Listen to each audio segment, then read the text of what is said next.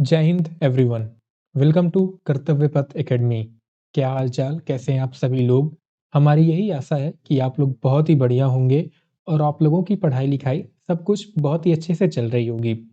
आज के क्लास में हमें क्या पढ़ना है, तो आज हम लोग एक नया चैप्टर स्टार्ट करने जा रहे हैं जिसके अंदर हमें क्या पढ़ना है, तो हम ओशियन करेंट्स के बारे में पढ़ेंगे।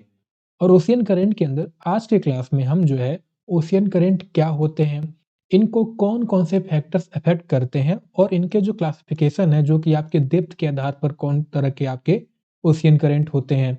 ठीक है, उसके बाद आपके टेम्परेचर के आधार पर और फिर आपके नेचर ऑफ मूवमेंट के आधार पर किस तरह के ओशियन करंट होते हैं, इन्हीं की बात हमें आज के क्लास में करनी है। उसके बाद जो आपके एक-एक ओशियन करंट जो होते हैं, हर एक आपके ओशियन के स्पेसिफिक, उनके बारे में हम नेक्स्ट लेक्चर में कवर करेंगे। ठीक है। जहाँ तक कि एग्जाम में आपके क्वेश्चंस की बात होती है, तो इस लेक्चर से आपके जो क्वेश्चंस होंगे वो बहुत कम पूछे जाते हैं। ठीक है। डायरेक्ट सवाल आपके ऐसे पूछता है कि आपको ओशियन करेंट्स के नाम दे देते हैं, उसमें से गर्म कौन सा, उसमें ठंडा कौन है, या किसी का लोकेशन पूछ लेता है कि अटलांटिक ओशियन में कौन सा पाया जा रहा है, इंडियन ओशियन के अंदर कौन सा करंट पाया जा रहा है। ठीक है। मोस्ट ऑफ द क्वेश्चन आपके जो है नेक्स्ट जो लेक्चर आपका रहेगा वहां से बनते हैं। ठीक है। इसमें से आपको केवल बेसिक क्वेश्चन पूछता है कि जैसे आपका अभी हम जो चीजें हैं हम आगे देखेंगे। ऑलराइट। तो तैयार हो जाइए, अपने नोटबुक पेन वगैरह जो भी अपने साथ आप लोग रखना चाहते हैं रख लीजिए, और नहीं भी रखते हैं तो कोनो दिक्कत नहीं है।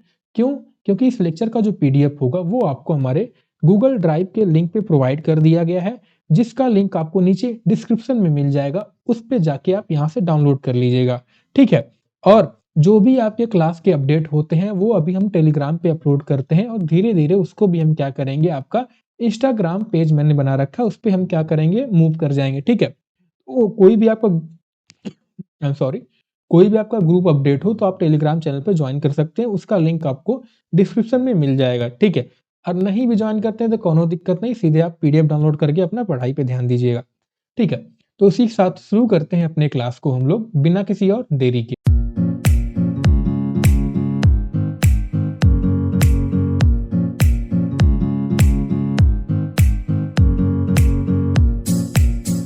सबसे पहले तो हम लोग ये जानने का प्रयास करते हैं कि ओशियन करंट का मतलब क्या होता है। देखिए, ओशियन करंट जैसा कि आपको नाम से पता चल रहा है, एक तो मतलब कि इसके अंदर कुछ ओशियन की बात हो रही होगी, और करंट मतलब कि क्या, कि कुछ किसी चीज की मूवमेंट की बात हो रहेगी।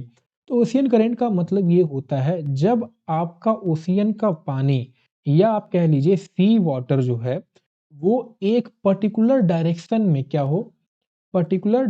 में क्या होता है, कॉन्टिन्यूअस थाउजेंड्स ऑफ किलोमीटर के लिए एक डायरेक्शन में फ्लो करता है या मूव करता है, उसे ही हम क्या कहते हैं, ओशियन करंट कहते हैं। ठीक है। यानी ओशियन करंट क्या होते हैं, they are continuous directed movement. ठीक है। ऐसा नहीं कि चारों तरफ इनका मूवमेंट हो, एक पर्टिकुलर डायरेक्शन में जब मूवमेंट हो सी वाटर का, तो उसे ही हम क्या कहते हैं, ओशियन करंट कहते हैं। ठीक है। जैसा कि आपकी नदी बहती है, नदी आपने बहते हुए देखा होगा अपने आसपास, ठीक उसी तरह से आपके ओशियंस के अंदर भी मूवमेंट होता है। बट डिफरेंस क्या होता है, नदी का स्केल हम जानते हैं कि एक छोटा होता है। ठीक है। लेकिन जो ओशियन का स्केल होता है वो क्या है, उस बहुत मतलब बहुत बड़े पैमाने पे होता है इनका पर, और साथ ही में जो मूवमेंट होता है वो रिवर के कंपैरिजन से थोड़ा सा स्लो होता है। ठीक है। यानी ओशियन करंट आपके क्या हो गए, they are basically continuous direction movement of sea water. ठीक है। आपकी जितने भी और आपने मोशन पढ़े होंगे, चाहे आप ले लीजिए वेव्स उठा लीजिए। ठीक है। इधर हम देख लेते हैं। ठीक है। आपके कौन-कौन से मूवमेंट हो जाते हैं, एक तो आपका वेव हो जाता है, राइट? इसके अलावा आपके टाइड्स हो जाते हैं, और थर्ड हो गया करंट। तो जितने भी आपकी मूवमेंट होती है, इसमें से जो मोस्ट पावरफुल मूवमेंट होता है वो आपका होता है करंट का। ठीक है।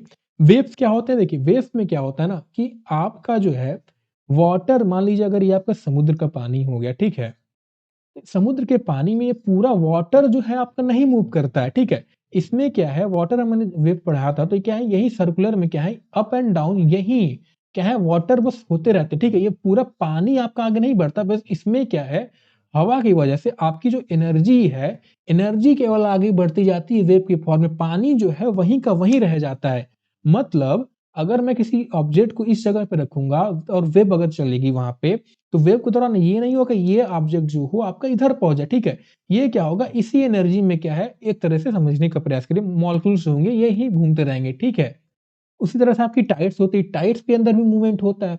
टाइड्स में क्या होता है? टाइड्स में आपका राइज एंड फॉल ऑफ क्या होता है? वाटर होता है, ठीक है? जो कि आपका किसकी वजह से होता है? ग्रेविटेशनल फोर्स की बेसिकली मून की ग्रेविटेशनल फोर्स की वजह से होता है।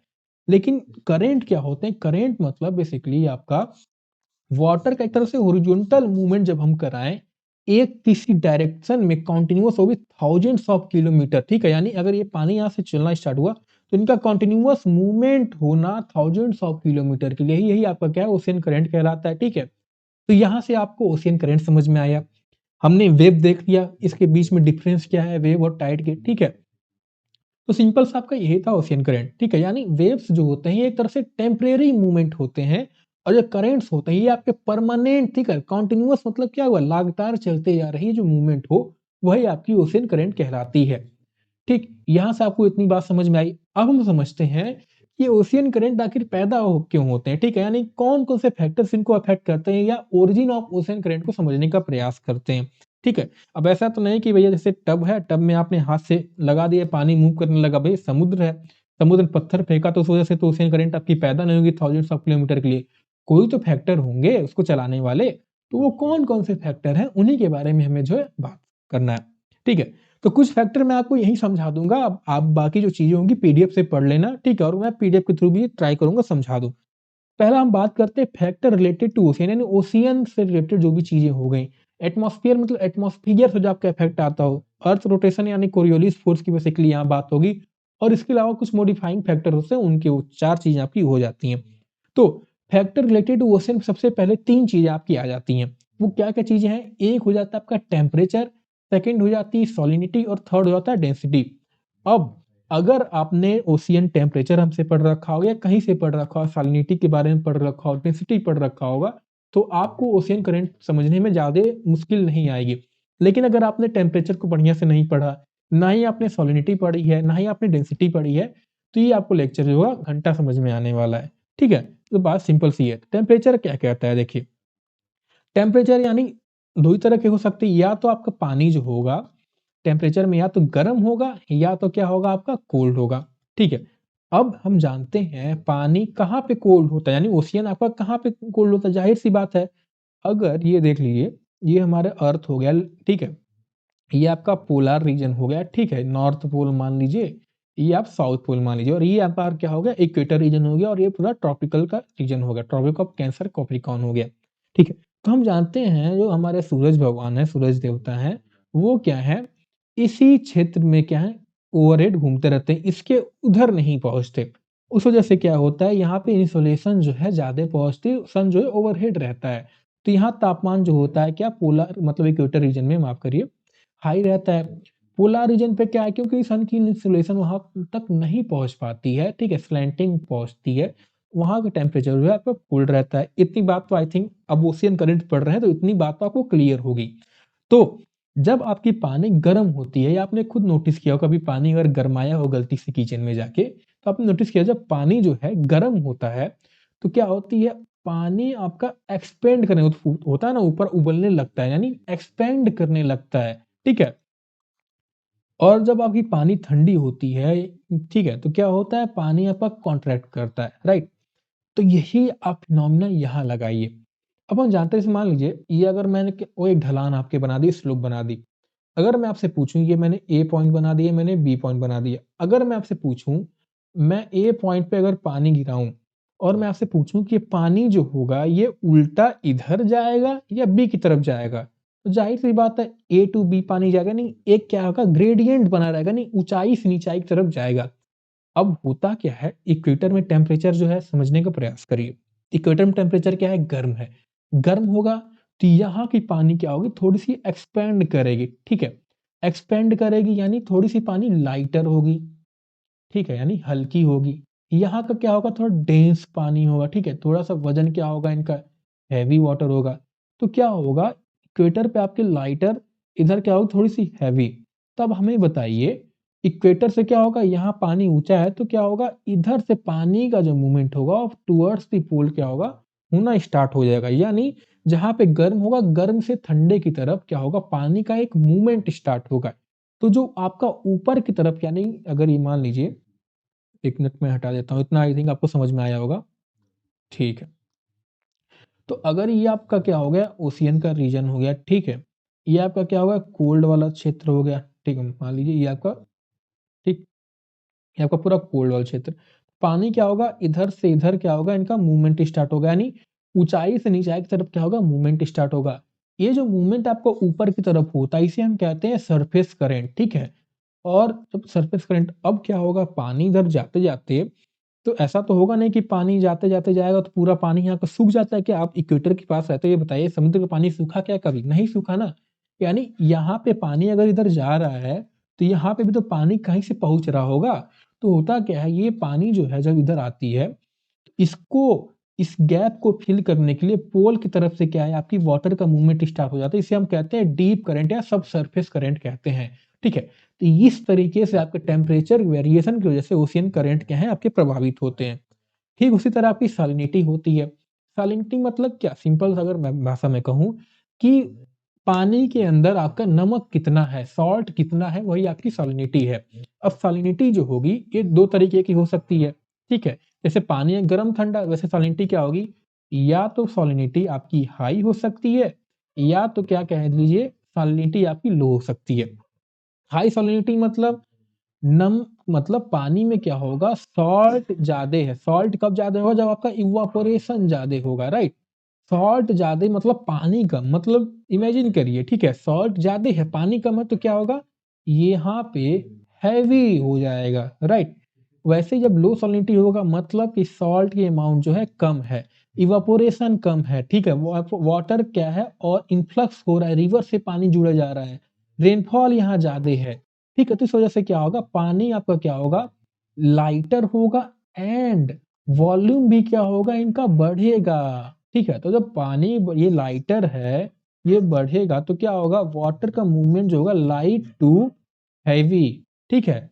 लाइट टू यानी जहाँ का वॉल्यूम रेज़ होगा उधर से क्या होगा मूवमेंट होना स्टार्ट हो जाएगा, ठीक है? तो इस तरीके से सैलिनिटी जो है आपका प्रभाव करती है।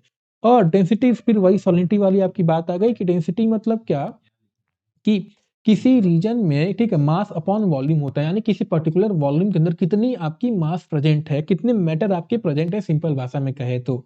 वही सैलिनिटी वाली बात है। डेंसिटी भी आपकी क्या है? या तो डेंसिटी हाई होगी या तो डेंसिटी लो होगी। ये ठीक है, ये सब आपस में कनेक्टेड है। ठीक है? डेंसिटी कब हाई होगी? डेंसिटी तब हाई होगी जब उनके अंदर सॉल्ट पाया जाएगा, ठीक है? या मैटर ज़्यादा पाए जाएँगे, ठीक है? और जब टेम्परेचर क्या होगा आपको कोल्ड होगा। डेंसिटी कब कम पाई जाएगी? डेंसिटी तब कम पाई जाएगी जब आपकी सॉलिनिटी कम होगी, ठीक है? सॉलिनिटी कम होगी, जब आपका टेम्परेचर क्या होगा हाई होगा तब डेंसिटी कम पाई जाएगी, ठीक है? तो हाई डेंसिटी मतलब और लो डेंसिटी, हाई डेंसिटी मतलब क्या होगा? आपका यहाँ पे वज़न जो होगा हैवी होगा, ठीक है? वज़न हैवी होगा मतलब आपकी यहाँ पे सॉलिनिटी हो सकता है ज़्यादा पाई जा रही हो, राइट? यहाँ पे टेम्परेचर हो सकता है कम हो, ठीक है? उसी तरह से आपका लो सॉल डेंसिटी मतलब क्या? कि यहाँ पे मज़ा नहीं आ रहा, वज़न उतना नहीं है, ठीक है? तो वज़न जब उतना ज़्यादा नहीं है तो क्या होगा यहाँ पे लाइट होगा। तो लाइट होगा तो वाटर यहाँ रेज़ होगा, ठीक है? तो आप हमें बताइए क्या होगा?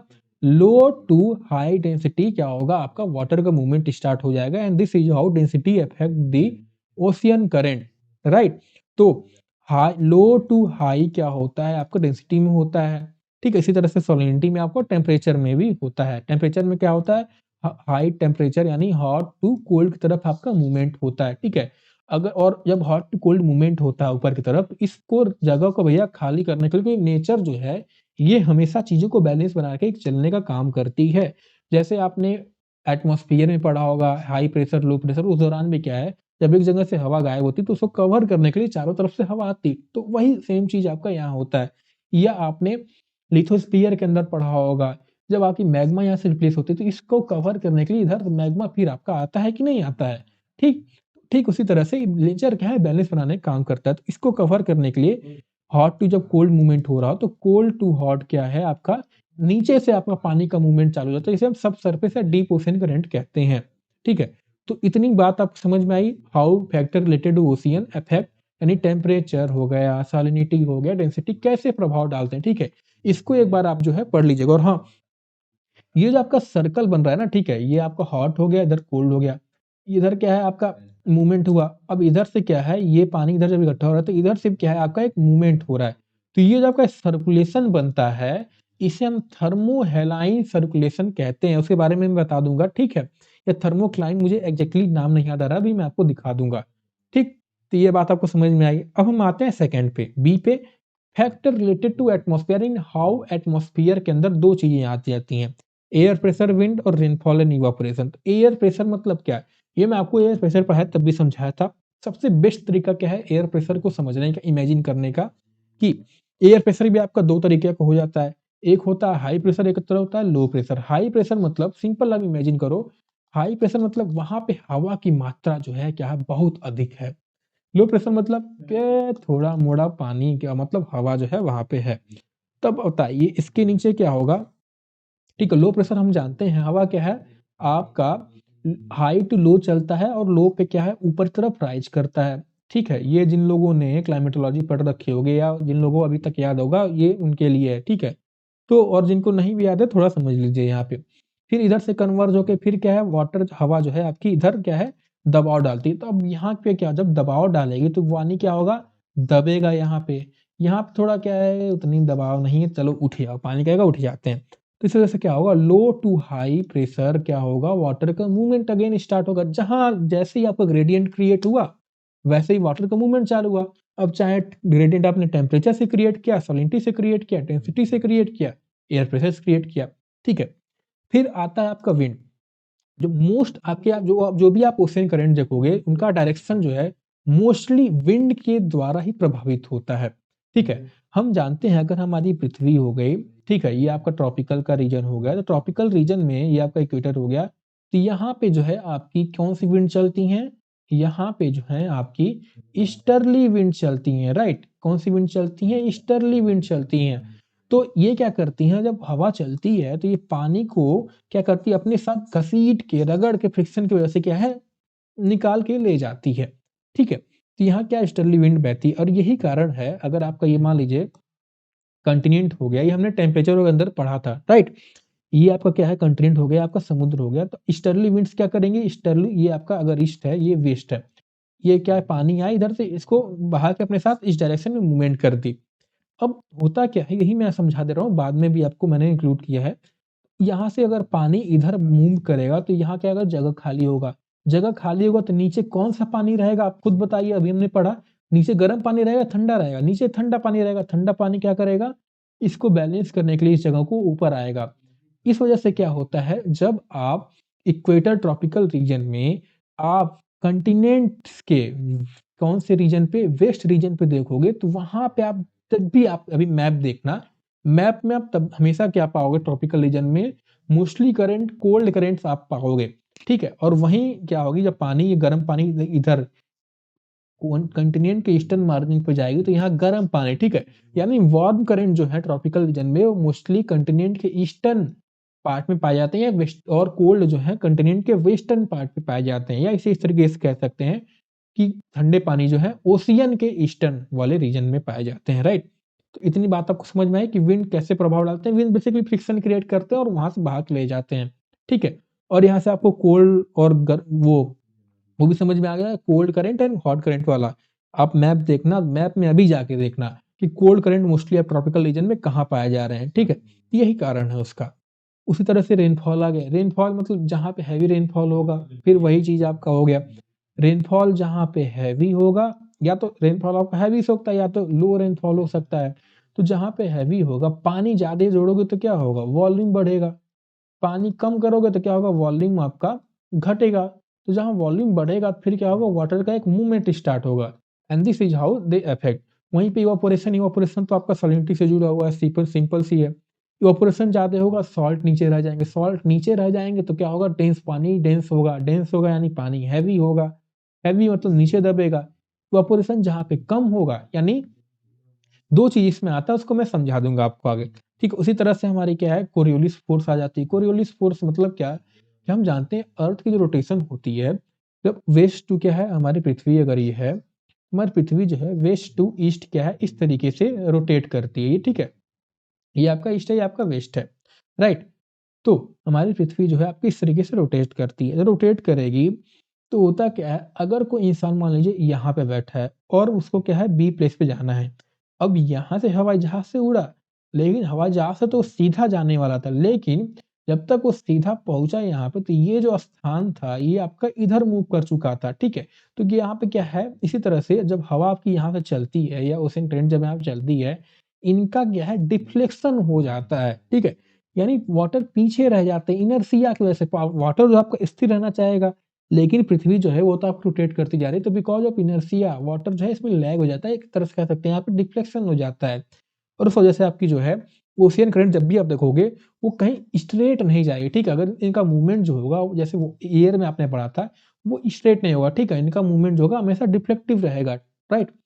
उसी तरह से आपकी मॉडिफाइंग फैक्टर्स हो जाते हैं। मॉडिफाइंग फैक्टर्स मतलब ज़ाहिर-सी बात है, पहला आ जाता है कोस्ट लाइन। अब मुझे आप ये बताइए, ठीक है?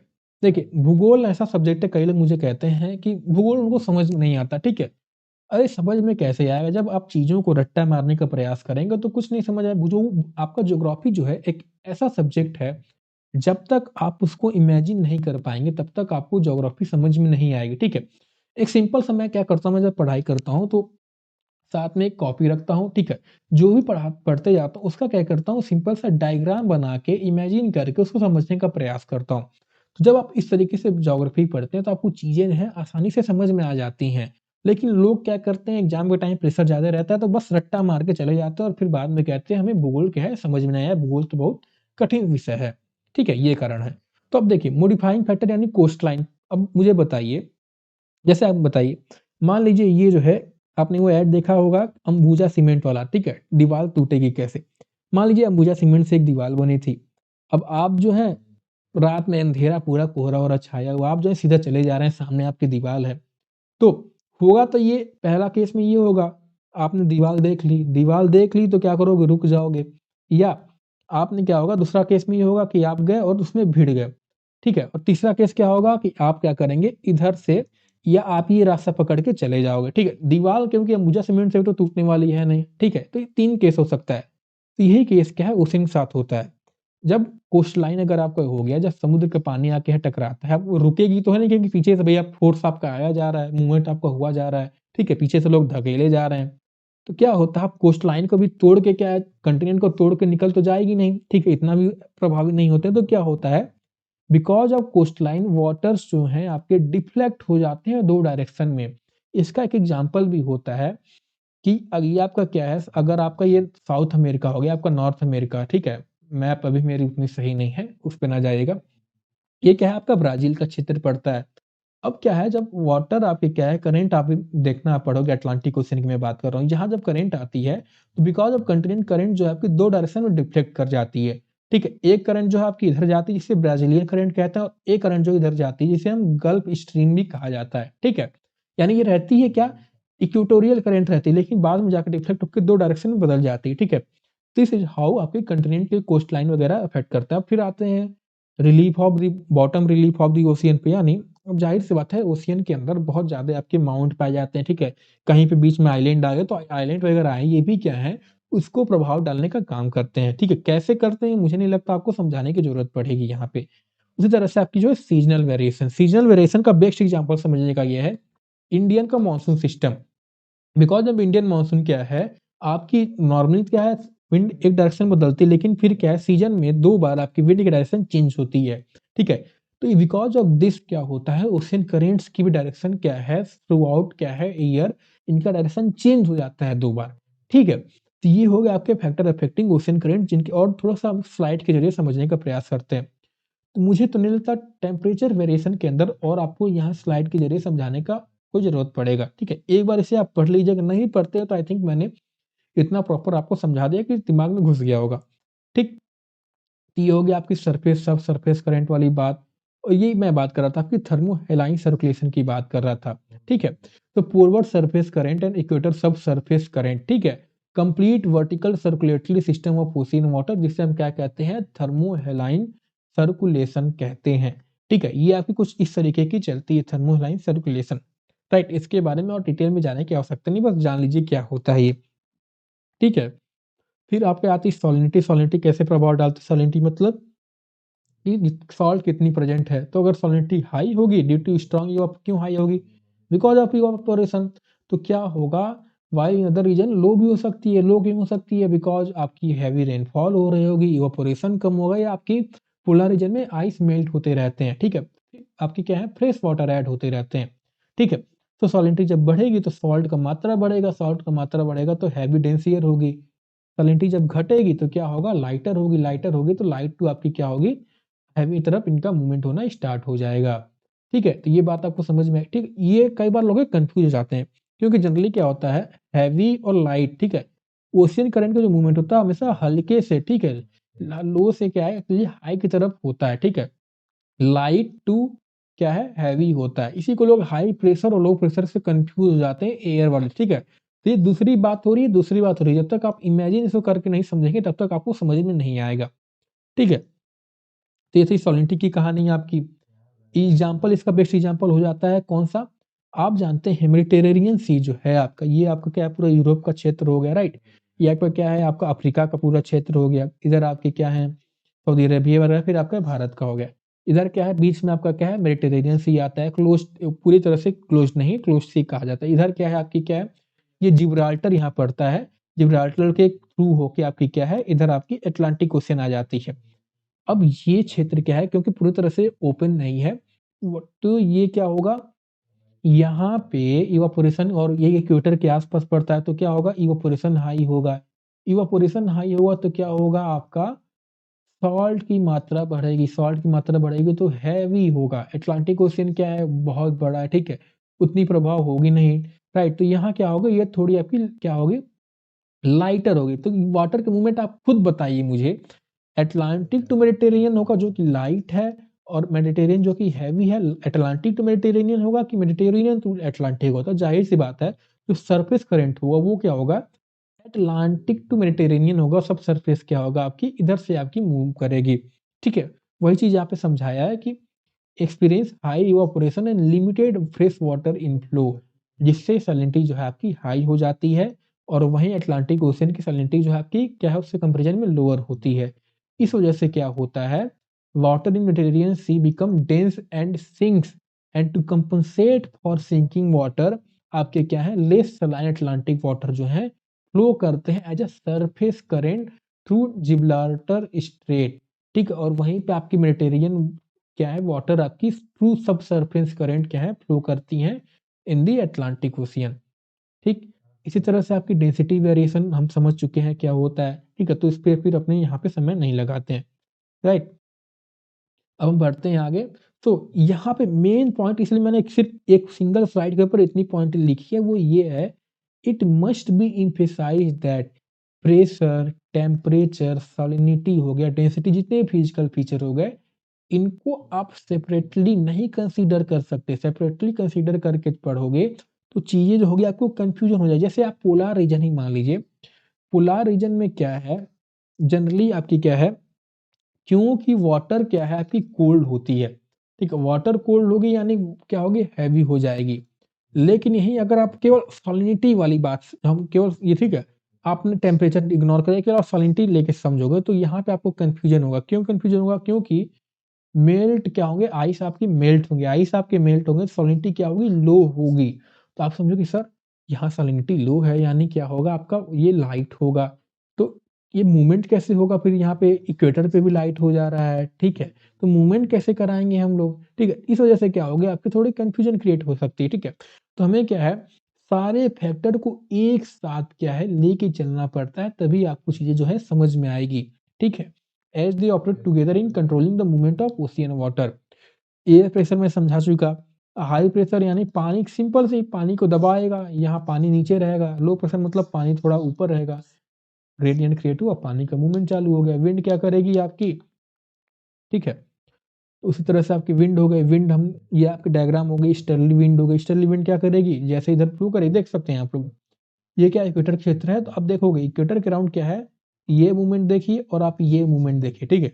मूवमेंट क्या आपको ऑलमोस्ट क्या है विंड के डायरेक्शन में दिखेगा। और ये एक और चीज़ आप देख लीजिए, मैं ज़ूम करके दिखा देता हूँ। ये आप लोग देखिए, जो मैंने बताया था कॉन्टिनेंट के आपके वेस्टर्न मार्जिन पे, ठीक है? ये क्या है कॉन्टिनेंट, ये ईस्ट साइड है, ये आपका वेस्ट साइड है। कॉन्टिनेंट के वेस्टर्न मार्जिन पे हमेशा आपका क्या है कोल्ड करंट देखे जाएँगे। कोल्ड करंट देखे जाएँगे, ठीक है? ट्रॉपिकल क्षेत्र में कोल्ड करंट देखे जाएँगे, कोल्ड करंट आपके देखे जाएँगे और वहीं आपके ईस्टर्न मार्जिन पे क्या होंगे आपके वार्म करंट देखे जाएँगे। आपके क्या है वार्म करंट इधर सब देखे जाएँगे, ठीक है? तो ये बात आपको क्लियर हो गई कॉन्टिनेंट के वेस्टर्न, ईस्टर्न वाले चीज़ों पे, ठीक है?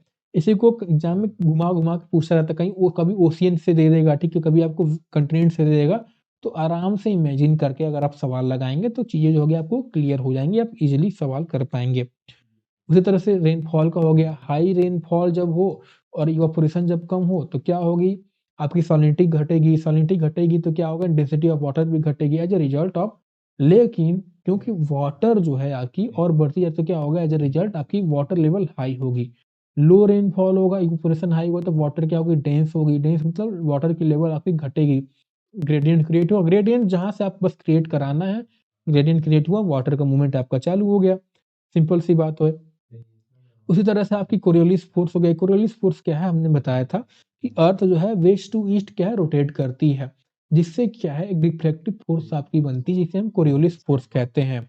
This causes moving water what this causes moving water to deflect to the right in the northern hemisphere ठीक है, ये आप डिफ्लेक्शन की मैं बात कर रहा हूँ, एक मिनट ये डिफ्लेक्शन आप बात कर रहे हैं, ठीक है। अब लोग कन्फ्यूज़ हो जाते हैं इसी में सर ये तो आपका लेफ्ट घूम रहा है, ये तो आपका लेफ्ट घूम रहा है, तो इसमें राइट लेफ्ट कैसे है? देखिए, सिंपल सा ये है, आप अगर मान लीजिए इसको इस तरीके जैसा आपका फेस अगर आप इस तरफ खड़े होगे और आपका बैक इस तरफ होगा, तो राइट आपका ये होगा, लेफ्ट आपका ये होगा, ठीक है? इस तरीके से इसको देखा जाएगा कि जब मैं भी पढ़ता था, मैंने जब इसे पहली बार स्टार्ट किया था, विंड वगैरह पढ़ा था, तो बहुत कन्फ्यूज़न हो जाती थी क्योंकि जब मैं मैप देखूँ, मैप में ये भी लेफ्ट दिखाए, मैप में ये भी लेफ्ट दिखाए और जब किताब पढ़ो तो उसमें लिखा रहा है कि नॉर्थ ईस्ट में राइट डिफ्लेक्शन होता है, इसमें क्या है आपकी लेफ्ट डिफ्लेक्शन होता है, तो कन्फ्यूज़न क्रिएट हो जाती थी, ठीक है? तो इसमें क्या है, बाद में जब मैंने और पढ़ा तो ये समझ में आया कि आप जो हो फेस क्या हो जब विंड के डायरेक्शन के अपोज़िट जब खड़ा हो और तब राइट एंड लेफ्ट हमें करना है, तब आपको जो होगा चीज़ें क्लियर होंगी, ठीक है? तो यहाँ समझ में आया आपको? इस वजह से क्या है, ऐसा क्यों होता है? तो सिंपल सी बात है दिस हैपेंस बिकॉज़ जब वाटर जो है एक लैटीट्यूड से दूसरी तरफ पहुँचता है, वो जो है अर्थ की रोटेशन स्पीड हम जानते हैं बहुत ज़्यादा है, ठीक है? हमें पता नहीं चलता, तो क्या है it can not match earth rotation speed ocean water जो है वो पीछे रह जाता है। This fast rotation as a result water move from east to west so its path appears bent और डिफ्लेक्टेड। हमें उसका जो है पाथ डिफ्लेक्टेड दिखता है, उसी हम कहते हैं कोरियोलिस फ़ोर्स कहते हैं, ठीक है? तो ये थी आपकी factor related to earth rotation और उसी तरह से मॉडिफाइंग फैक्टर में कोस्टलाइन आ जाती है, बैरियर की तरह काम करती है, क्या करती है ऑब्स्ट्रक्ट करके उसको दोनों तरफ क्या है बेसिकली डिवाइड कर देती है, राइट? 2 डायरेक्शन में इनको भेज देती है, 2 ब्रांचेज़ में भेज देती है कह लीजिए और बेहतर शब्द रहा इसका। जो मैंने आपको गल्फ स्ट्रीम का एग्ज़ाम्पल अभी बताया था, गल्फ स्ट्रीम हो गया और ब्राज़ीलियन करंट हो गया, राइट? ये आपका हो गया। इसी तरह से बॉटम रिलीफ हो गया। आप मुझे खुद बताइए ये आपका वाटर है, इसके अंदर जब इतनी चीज़ें पाई जाएँगी, आइलैंड पाया जाएगा, आइलैंड को तोड़ के तो निकल नहीं जाएगा, ठीक है? तो क्या होगा इसके अराउंड घूम के चले जाते हैं, ठीक है? इससे क्या है इनका डायरेक्शन जो है चेंज हो जाता है, ठीक? ये बात आपको क्लियर उसी तरह से सीज़नल वेरिएशन में बताया था इंडियन मानसून जो आपका आता है, इंडियन ओशन के दौरान क्या होता है ड्यूरिंग नॉर्थ ईस्ट मानसून यानी विंटर सीज़न के दौरान मानसून जो है आपके करंट जनरली है, ये ईस्ट टू वेस्ट क्या है अलोंग द कोस्ट फ्लो करते हैं। लेकिन ड्यूरिंग समर सीज़न यानी साउथ वेस्ट मानसून के दौरान इनका डायरेक्शन रिवर्स हो जाता है एंड हेंस आपकी करंट का जो फ्लो होता है वो भी आपका चेंज हो जाता है। ठीक है? Thus the direction of ocean current in the Indian Ocean changes twice a year following the seasonal rhythm of the monsoon wind. ठीक? अब हम जो है क्लासिफिकेशन की बात करते हैं, तो क्लासिफिकेशन में सरफेस करंट और सब सरफेस करंट वाला आपको वहीं समझ में आ गया। सरफेस करंट जो है ये हमारे ओशन का 10% क्या है हिस्सा होते हैं और बाकी 90% आपका है सब सरफेस करंट होती है। एक बात तो आप ये फैक्ट यहाँ पे नोट कर लो क्योंकि क्वेश्चन यहाँ से आपका पूछ सकता है, ठीक है? तो सरफेस करंट क्या होता है जनरली यूजुअली आपके दोनों हो सकते हैं, ठीक है? वार्म अगर आपके इक्वेटर लो लैटीट्यूड में है तो वार्म होंगे, हाई लैटीट्यूड में है तो जनरली कोल्ड होंगे, ठीक है? और ये क्या है जनरली आपके depth of up to 400 metre क्या है ये पाए जाते हैं। Primary driven by prevailing wind हो गए, एयर प्रेशर डिफरेंसेस हो गए, रोटेशन ऑफ अर्थ हो गए। ठीक है? तो ये आपकी सरफेस करंट हो गई डेप्थ के आधार पर, दूसरी क्या होगी आपकी सब सरफेस करंट हो जाती है या डीप करंट जिसे कहा जाता है। ठीक है? ये मेनली आपकी डेंसिटी डिफरेंसेस की वजह से क्या है कंट्रोल होते हैं और ये पूरी तरह से कोल्ड वाटर ही रहेगा। ठीक है? ये इसमें इसमें कोई भी क्या है सोचने वाली बात नहीं है। स्लोअर देन सरफेस करंट, और आपकी अगर तरीके से देखा जाए सरफेस करंट जनरली क्या होंगे, आपके वार्म ही होंगे, ठीक है? क्योंकि कोल्ड वाटर जो है, कोल्ड वाटर आपकी सिंक हो जाती है नीचे, और वार्म करंट जो है आपकी जनरली ऊपर की तरफ सरफेस करंट बहती रहती है, ठीक है? उसके बाद आ जाता है आपका सेकंड क्लासिफिकेशन। सेकंड क्लासिफिकेशन जो है आपके टेम्परेचर के आधार पर है। टेम्परेचर के आधार पर मतलब कोल्ड वाटर हो गया और हॉट वाटर हो गया, हॉट करंट हो गया एंड कोल्ड करंट। तो हॉट करंट मतलब कि वार्म रीजन कौन-सा होगा, इक्वेटर के अराउंड का होगा।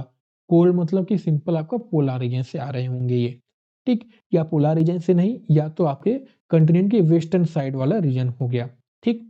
ये बात आपको समझ में आई यहाँ पे। उसी तरह से आपका तीसरा जो क्लासिफिकेशन होता है, वो होता है नेचर ऑफ मूवमेंट के आधार पर, ठीक है? ये क्लासिफिकेशन नहीं कहीं, क्योंकि किसी बुक के अंदर जो है इसे एज अ क्लासिफिकेशन दे रखा है, और किसी बुक के अंदर जो है इनको अलग-अलग नाम दे रखे हैं। यानी ये होते क्या हैं, 3 तरीके के हो जाते, 3 या 2 तरीके के हो जाते हैं। पहला होता है आपका ड्रिफ्ट, सेकंड आपका जो करंट ये जो हम पढ़ रहे हैं, और थर्ड हो जाता है आपका स्ट्रीम। तो ड्रिफ्ट जो है जब आपका बहुत ही क्या हो, स्लो मूवमेंट होता है, जेंटल मूवमेंट होता है, करंट से थोड़ा, इनकी कोई स्पेसिफिक स्पीड अभी नहीं दे रखी है, ठीक है? इन ड्रिफ्ट जो है, it refers to the slow and gentle forward movement of ocean water caused mainly by action of prevailing wind, ठीक है? ये क्या है, बेसिकली वीकेस्ट फॉर्म होते हैं ओशियनिक मूवमेंट का। फिर जब थोड़ी-सी रफ्तार इनकी बढ़ती है, when ocean water move with greater force and in a more definite direction, ठीक है? एक डेफिनिट डायरेक्शन में मूव करे तो उसे हम ओशियन करंट कहते हैं, ठीक है? ये और ऑर्गेनाइज्ड होते हैं, कंटीन्यूअस होते हैं, स्ट्रॉन्गर होते हैं। एंड सबसे तेज मूवमेंट आपको होता है वाटर का ओशियन करंट के अंदर, उसे हम स्ट्रीम कहते हैं। Stream is the strongest and fastest form of oceanic movement. It occurs when large volume of water flows rapidly in a narrow and well defined channel. तो जनरली ये क्या है, आपके वेल डिफाइंड चैनल या narrow क्षेत्र में पाया जाता है। जैसे आपके गल्फ स्ट्रीम जो हो गए, ठीक है? उसके आसपास आप देखोगे तो बहुत ज़्यादा आइलैंड वगैरह पाए जाते हैं, ठीक है? तो वो एग्जाम्पल हो गया। यानी सबसे, अगर रफ्तार की हम बात करें, नेचर ऑफ मूवमेंट के आधार पर, स्ट्रेंथ के आधार पर बात करें, सबसे छोटी क्या होगी आपकी ड्रिफ्ट हो गई, उससे बड़ी करंट हो गई, सबसे बड़े क्या हो गए आपकी स्ट्रीम हो गए, ठीक? ये बात आपको समझ में आई यहाँ पे? तो बस आज के लिए इतना ही, और आई होप आपको जो भी मैंने आज समझाया आपको अच्छे से समझ में आया होगा। अगले क्लास में जो है हम एक क्वेश्चन उठाएँगे, और एक क्वेश्चन के अंदर जितने भी आपके करंट पाए जाते हैं, देखिए उन करंट के बारे में हमें क्या जानना है, मोस्टली आपके करंट के बारे में हमें ये जानना है, वो कौन-सी करंट है, कहाँ पे पाई जा रही है, गर्म करंट है या ठंडी करंट है, बस ये 3 चीज़ हमें क्या है जानना रहता है, इन्हीं के बारे में आपसे एग्ज़ाम में पूछता है। लेकिन आप बुक देखोगे तो बुक के अंदर बहुत ज़्यादा डिटेल में दे रखा है, उतनी डिटेल में हम क्या करेंगे जान के, जब सवाल आपको परीक्षा में पूछेगा नहीं, ठीक है? तो सिंपल सी बात आपकी ये है। मिलते हैं आपको अगले क्लास में, अगले क्लास में हम जो जैसे मैंने बताया हम एक-एक क्वेश्चन उठा के पढ़ेंगे अपना। ऑलराइट, जय हिंद।